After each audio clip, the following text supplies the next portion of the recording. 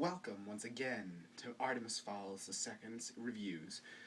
Normally I'd be doing a Connect's suit review, but today I've got something wicked different, way different. It's going to be insane. So, today is going to be a review of the swords. You see, normally I had a sword here, and I've preluded to many of my different swords before. But today, I'm going to be showing you every sword I have, plus a couple new ones that have just come into the family of swords. I currently have 6 swords altogether, so what I'm going to be doing here is showing you each of my swords. As you can see, there's a sword behind my back. Wait a second. There's a sword behind my back? You're right, there is, and it's a very special one, a brand new one that just came in from California. This is called the Dragon Fire Sword. I just got it. It's a red-bladed sword. I just sharpened it up myself because it comes unsharpened. The blade itself is 440 spring steel. And in the handle itself originally is suede wrapped leather with 2 dragon claws in the handle. Now here's something real special.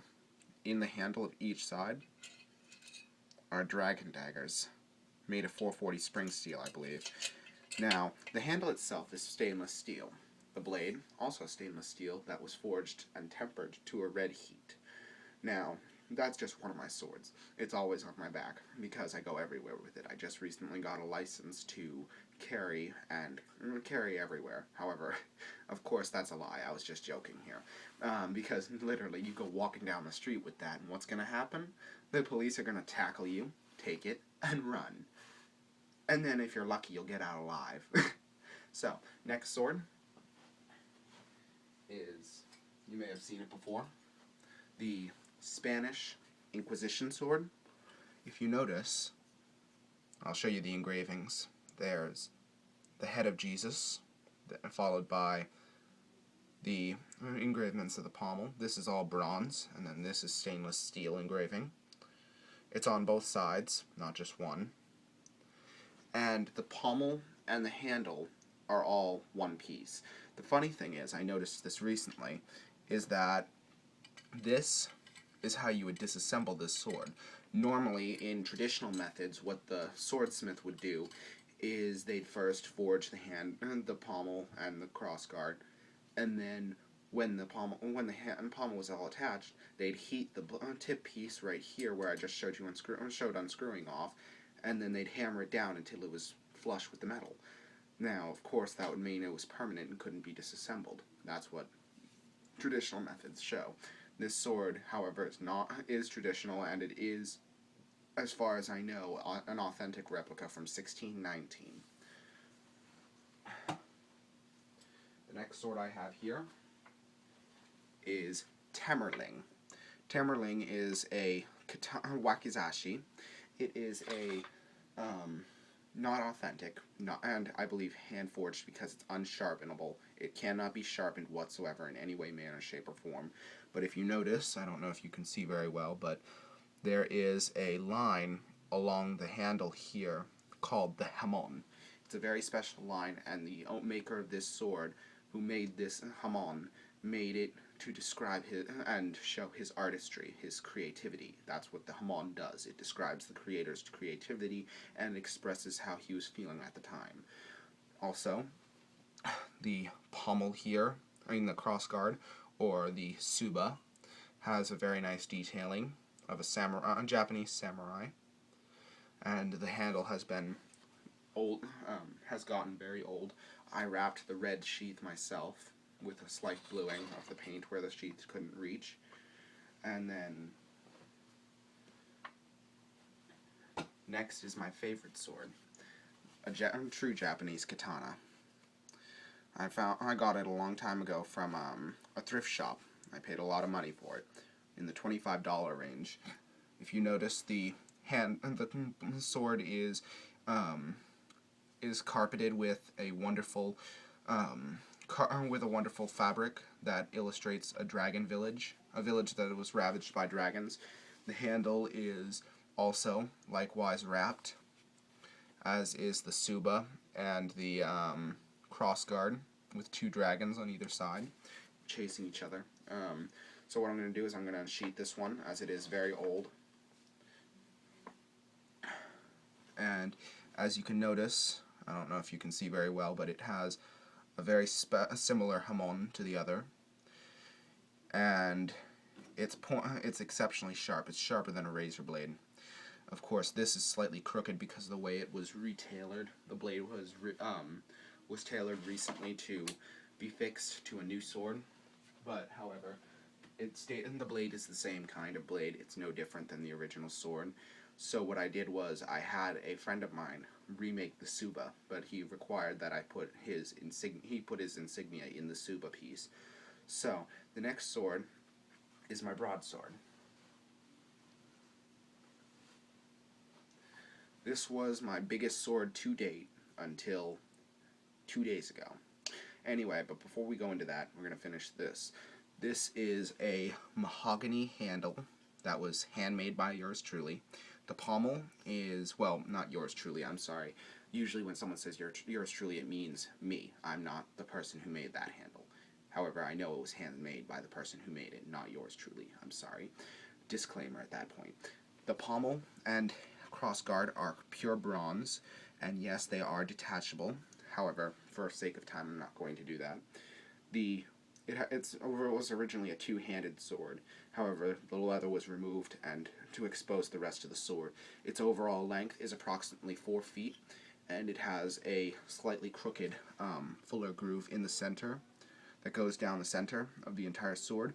This sword is also razor sharp, as I sharpened it myself from the time it was when I bought it, which was unsharpened. I bought this and also at a thrift shop from in the middle of Hillsborough, New Hampshire. The final sword, however, is the biggest sword I have to date. 2 days ago, my dad came. I was talking to a friend of my dad's who he used to work with. Her name will remain undisclosed, and we were talking, and she told me she had a sword that she wanted to give me. So naturally, I jumped at it. This sword is the Buster Sword.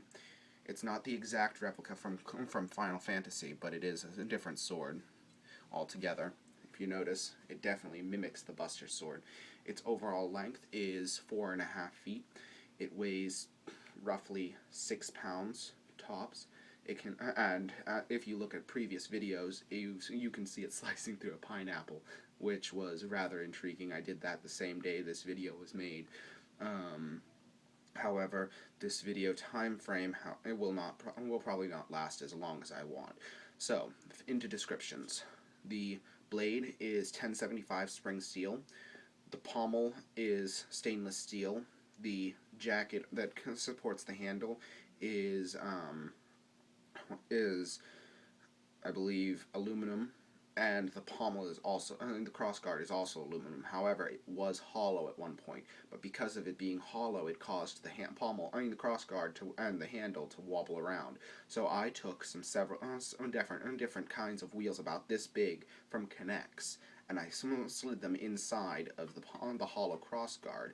Then I also took a big wheel, like a barrel, it looked like a barrel of monkey's barrel wheel, to put in here in the jacket to make a spacer for it. Now this is a nice, tight, non-wobbling sword, and this is also exceedingly sharp. I spent all night last night sharpening it to razor sharp point.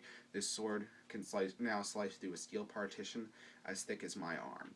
I'll be demonstrating that in a later video, however. I don't know if I'll have the ability to get a hold of a steel partition, but from what the person who gave me this sword told me, it is capable of doing just that, because she used it to dismantle her fans when she didn't like her wall fans and they were being gotten rid of, and she was just going to throw them to the dump. She was like, might as well destroy them. So what did she do? Bye bye fans. Now, as many people might wonder, why do I like swords so much? Well, it's because they're cool. The next sword I'm going after is called Elucidator from SAO, Sword Art Online, for those of you who do not know the anime. The sword is a black tempered steel, which was commercially treated for black oxidization to turn the blade black, somewhat like my sword was tempered to be red, however using heat rather than oxidization. So, if you'd like to know more about my swords, please contact me at masterfowl993@gmail.com. Before I go, we're going to go into a little bit of the stats of each sword. The broadsword weighs roughly 4.5 to 5 pounds. It has a fuller groove that is 1/16th of an inch deep, and it has the capability of slicing through just about anything. The katana weighs about 2 pounds roughly. If that's overestimating, I'd say 1.5 pounds tops. The wakizashi, not even 1 pound. This dragon sword weighs just under 4 pounds, and the buster, as I mentioned before, 5 to 6 pounds tops. Each sword is about 4 feet in length, except for the wakizashi, which is approximately, I would say, roughly half a foot, or more, maybe 2 feet at tops. And to go further into detail, if you'd like, you can contact me at the previously mentioned email address. Thanks very much for checking out Michael Warren Cobb's inventions, or Artemis Fowl's reviews. I'm very glad to see you here, and I hope you'll like, subscribe, and comment. Thanks very much, and have a nice day. Artemis Fowl II, or Michael Warren Cobb, signing out.